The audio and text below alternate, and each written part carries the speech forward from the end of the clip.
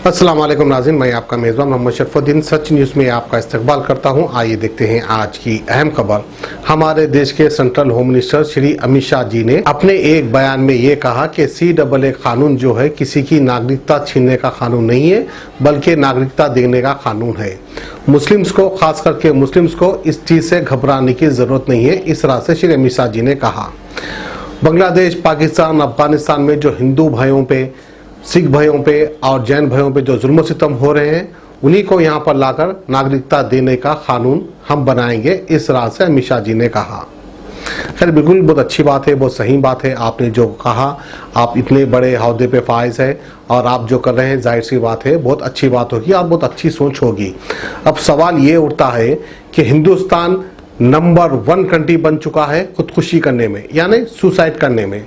Suicide की वजह क्या है? बेरोजगारी।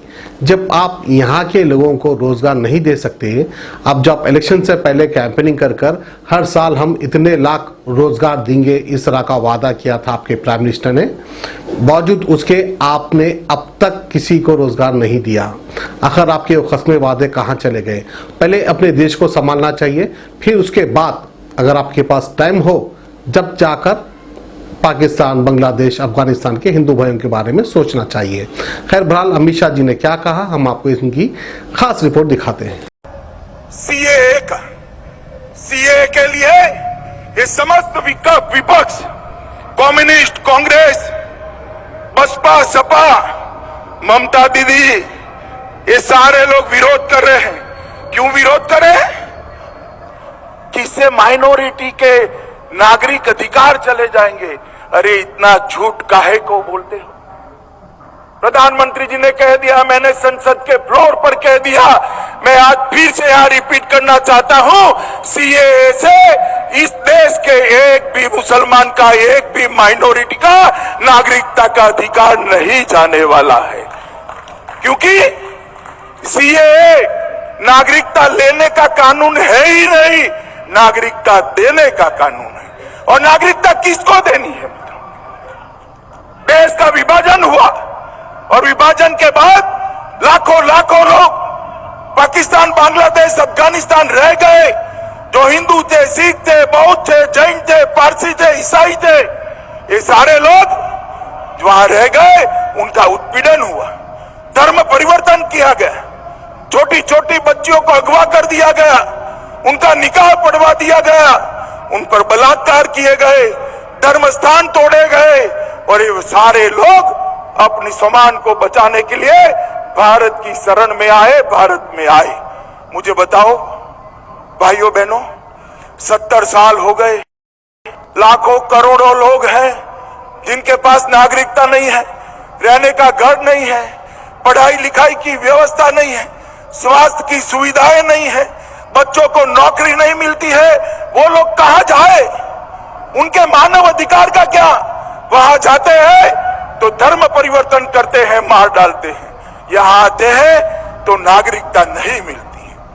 कांग्रेस पार्टी का हर एक नेता 50 के दशक में बोला है कि जो हिंदू और सिख शरणार्थी आए हैं उनको हम नागरिकता देंगे।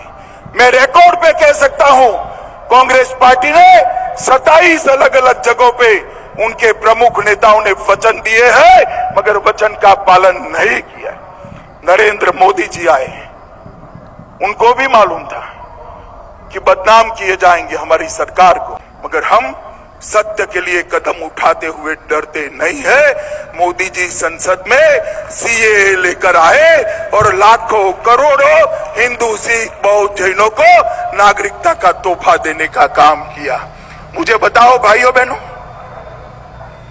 ये जो वहां से प्रताड़ित होकर आए हैं, परेशान होकर आए हैं, अपने घर की स्त्रियों के सम्मान की रक्षा के लिए आए, स्वधर्म को बचाने के लिए आए, उनको नागरिकता मिलनी चाहिए या नहीं मिलनी चाहिए?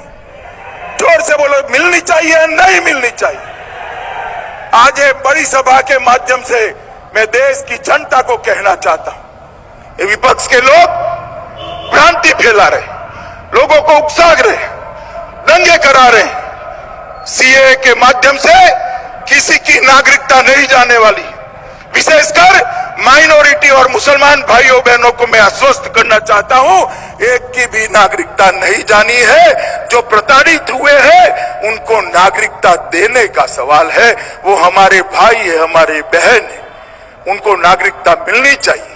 मोदी जी ने सीए को लाकर वो लाखों करोड़ों लोगों के मानव अधिकार का रक्षण करने का काम किया है। महात्मा गांधी, सरदार पटेल, मौलाना आजाद और जवाहरलाल नेहरू ने जो वचन दिया था, वो वचन को पूर्ति करने का काम देश के प्रधानमंत्री नरेंद्र मोदी ने किया है। A1 टाउनशिप की एक और नई पेशकश। जहांगीर पीर दरगाह से 2 किलोमीटर पहले मल्टीनेशनल कंपनीज के करीब, जो कि बिल्कुल आबादी से लगा हुआ, बेंगलोर हाईवे से सिर्फ 5.5 किलोमीटर, बीटी रोड से लगा हुआ, तमाम डेवलपमेंट के साथ 5,50,000 में 100 गज का प्लॉट। A1 टाउनशिप में आपका ये छोटा सा इन्वेस्टमेंट आपका और आपके बच्चों का मुस्तकबिल बदल सकता है। आज ही तशरीफ लाएं और A1 टाउनशिप के इस प्रोजेक्ट से फायदा उठाएं। Office at pillar number 235, opposite fisheries department, Rajendra Nagar, Hyderabad.